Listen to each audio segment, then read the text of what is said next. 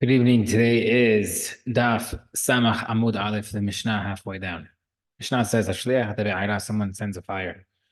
It destroys, it consumes wood, ruins stones, or ruins the field, plain earth. Like if you already plowed it and it destroyed the earth, you have to replow. Hayav to pay. Shneimar, as the Pasuk says,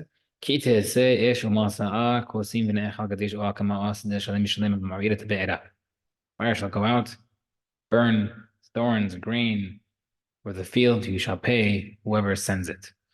So now we're going to be discussing the language of the pasuk. Let's see. Marava, the Quran says, why did the Torah have to write? Kotzim gadish kama bisadeh. Thorns, stacks of grain, standing grain, and a field. Tzrichi. You need all cases. The ikatav rachmana kotzim, you've only mentioned thorns. Havamina kotzim huda hayav rachmana. Only if you burnt someone's thorns, Rechayav. Mishum d'shchiach esh kebayu, because fire easily consumes thorns. Ushchiach d'pasha, and therefore it's easy to be negligent. Aval gadish, but regarding a stack of grain, v'loshchiach esh kebayu, where the fire is not found, v'loshchiach d'pasha, and it's not common to be negligent there. Imalo maybe patur. V'ita rachmana gadish, you only mentioned stacks of grain. Havamina gadish hayav rachmana hu mishum d'hesed merubahu. Maybe the Torah only made hayav over there because it is a severe loss. Kosim with thorns, the hefsed mu'at, imalom, maybe you'll be patur because it's a minor loss. Therefore, you're chayav as well. Kama, I need case of standing grain to teach you. Kama begalui, just like standing grain exposed. Afkol begalui, shows to everything that's exposed, you're chayav. We learn from here that if it's hidden, you're patur. According to the Vidan and his kid Tamun Be'esh, who holds you are chayav for hidden items by fire. What does he need in the case of standing grain to teach you? Larabot kol ba'ale koma, to teach you chayav that anything that stands, animals, trees, anything that has like a upward stature is chayav, just like grain. Now we have to find out where the Hachamim learn that from. Where do the Hachamim understand that you could be chayav for those things as well? Rabbanan harabot ko ba'akum minalu, where did they learn it from? Nafkalahu me o hakama. I learned from the extra word o. But what does he do with the extra word o? O mi ba'alele halek is just teaching you to differentiate and divide the cases, but it's not an extra word to learn. Rabbanan, according to Hachamim, the halek minalu, I know that you're considered the Torah went to divide the items, and each one would be chayav. It don't have to be all of them. When I says nafkalahu me oh, I said that we have a different o to teach you. But how does he explain the second o? He says, not a problem. It's not, it technically is an extra o, but the Torah wrote it o twice because it mentioned the second o because of the first o to make the pasuk sound good. The word field. It's including the case where someone's fire burnt someone's field or his stones. If you only mentioned field, you wouldn't need those cases. Only mentioned field. Only what's in the field. But the ground is still patur.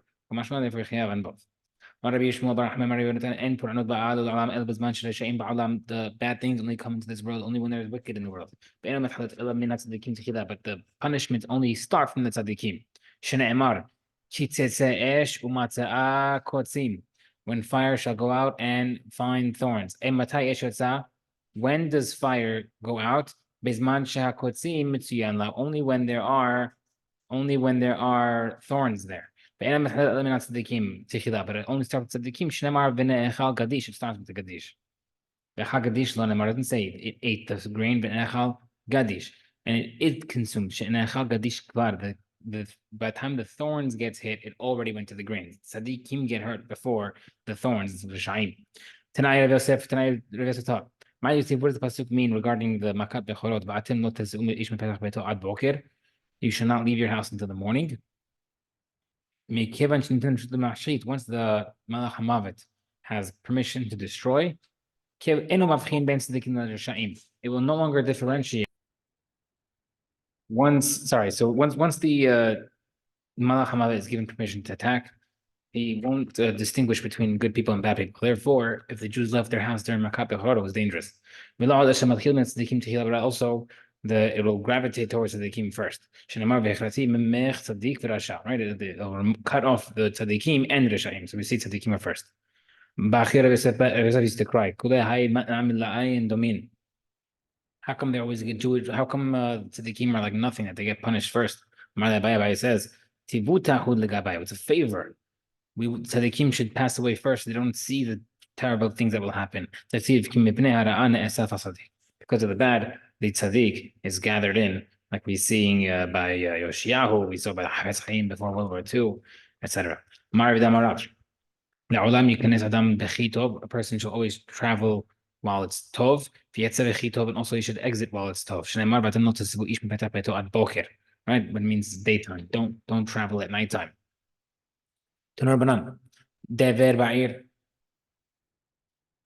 If there's a plague in the city, hurry up in your house so you don't get infected.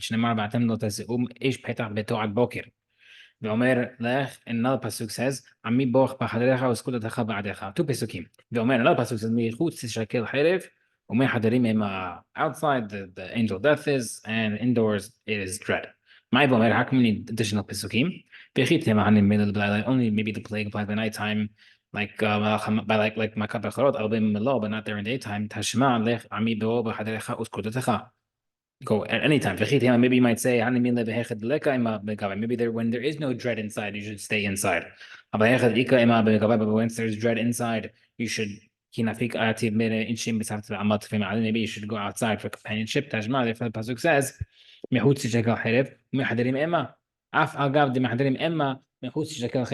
if it's dangerous, even though it's scary inside, if it's dangerous outside, you just stay inside to avoid the plague. Rava would seal the windows during plague. If there's a famine in the city, go to another place. You have to leave to go elsewhere. Another pasuk, but they said to another, well, we'll stay in the city with the Mitzrayim by the time of Lisha. They said if we stay outside, they were in Galut. So he said if we stay outside and we go into our city, we'll die from famine. So might as well go to the enemy, to the Aram, I believe was to go over there. So maybe we'll live, at least we might survive over there if they have food. But maybe in the definition of pasuk. Maybe in the second case, in the case where there's no risk to life, you should stay. The risk to life, you should not leave the first night Tashma. You should go to Aram, even though there's a risk of death. Is a plague in the city. You should not walk in the middle of the road. Because the angel of death is walking in the middle. Once the Machamovet has permission to kill freely, he'll walk out and open. Shalom ba'ir, if it's peaceful. Don't walk on the sides. The Kevin, since he does not have authority, he's slinking along the sides and hiding. Number 9, is a plague. You should not go alone to the Bet Knesset because the angel of death leaves his tools there. Okay. That's only if there's no young children learning there, and if there's no minyan praying there. If you hear dogs crying, screaming, the Malach HaMavet's there. If the dogs are playing around, Eliyahu Navi is coming to the city. That only applies if it's only without if there's no female there. If there's a female there, then they're getting excited as males. One master asked Rabbi Yitzchak, teach us halacha. Another rabbi said, teach us Haggadata. He started Haggadata and the other guy stopped him. He started Halacha and the other guy stopped him. They all wanted their own thing. I'll give you a mashal of what this is similar to. The guy has two wives. One younger, one older. The young one pulls out his white hair so he'll look younger. The older one pulls out the black hair so that he'll look older. In the end, he's bold. He's saying something to them. He's like, listen, I'm trying to say one for each, and you're each stopping me. What should I do? Marlan, he's like, I have a solution. I'll teach you a drasha that it has both. Fire goes out and will find thorns. When it says will go out, it sounds like if it's spread by itself. However, the end of the pasuk says, the one who set the fire shall be chayav. Sounds like someone caused that to happen. So was it by himself? Or was it by by itself or by action. Baruch Hu sending a message. I will pay for the fire that I burnt for the Harban Bet HaMikdash. אני הצעתי באש בציון על fire in ציון, שנאמר ויצאת אש בציון בתוכה יסודותיה. ואני עתיד לבנות כאש, and I'll end up לבנותה באש. And I will in the future build it with fire. שנאמר, ואני אהיה לה חומת אש סביב, וכבוד אהיה בתוכה. Right? This is the Agarata. Shema, the halacha is Patach Ketub ben Iskem. Another pasuk started off with someone's property damaging. Vesiyam ben Iskem Kupon ended up teaching you something about when the person himself damages. The Marlacha Isho Meshum Heter to teach you that someone's fire is like his arrows, right? It's as if it's your strength. It's your force. It's your cause that's causing this damage versus your property. Another pasuk. David had a craving. He said, only someone can be water from this certain well in Bethlehem. And 3 men broke into the camp of the Plishtim. They broke in there and gave it to David. What was he asking? He was asking as follows. He was asking halacha. It wasn't actual water. He wanted Torah. He's asking if something hidden in the fire was destroyed. Do we hold do we hold that it's patur be like Rabbi Yehuda? Chayav according to Rabbi Yehuda or patur according to Chachamim because zidit. Upashtu lemad pashtu nast. And Sanhedrin asked him what they answered him. Right over there, they said that you be chayav. Rabbi Namar Kiddushim Disorim Yisrael Havu. There were stacks of barley belonging to the Jews that have come at Mary Bethlehem Behovah that Plishtim were hiding, and he wanted to set fire to the barley to root out the enemy that was hiding. They came barley and he asked, can you save yourself through the destruction of someone else's property? They sent him back. You can't. Being that you're the king, and therefore you're the boss, right? You have special rules. A king can break fences on someone else's property to walk through at will, even for his army, and you can't complain. Therefore, you can. They said a different question. Have stacks of barley belonging to the Jews. And also stacks of lentils that belonging to the Plishtim. And he asked the Sanhedrin as follows. Can I give the Jewish barley to place in front of the animal to eat? So I could let her pay it back with the Plishtim's lentils later. They said to him, when a wicked person returns a pledge, he's paying back for his theft, which means even though he's paying back for his theft, he's still a rasha for stealing in the first place. So even though technically you should not be doing it, you are a king and you can do whatever you want because their stuff is your stuff.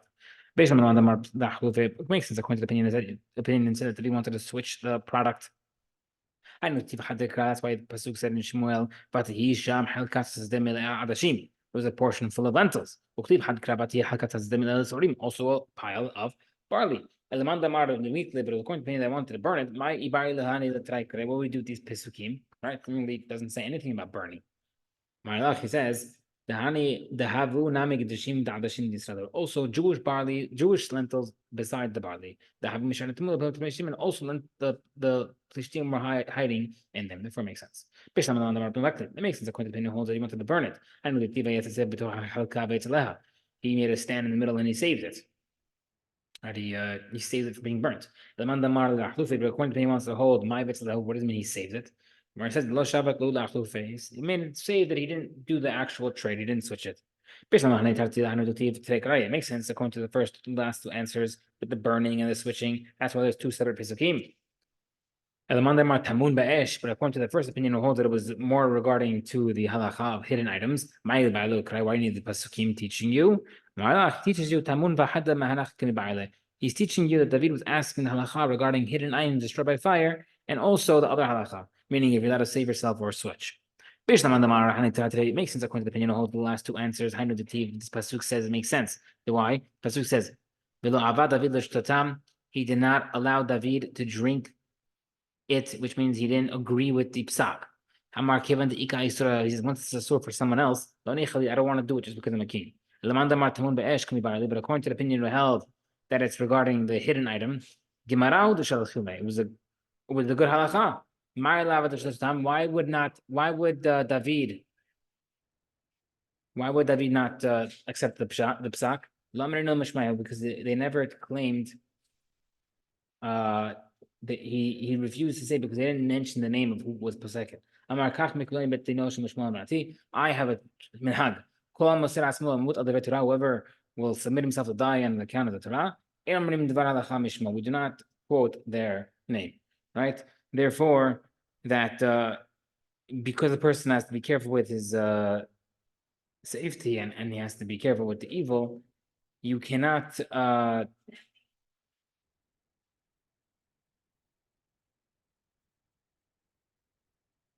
there's no because he has to stop himself from doing evil. There was no reason to put them in makom sakana, and therefore he refused to do it in that scenario. Hashem, David poured out to Hashem. It makes sense according to the first opinions, last two opinions. Amar da'avad Shemaim. He did it l'shem Shemaim, even though he didn't want to do it. According to me, holds that it was hidden in fire. What was the hidush that he was Musa Nefesh?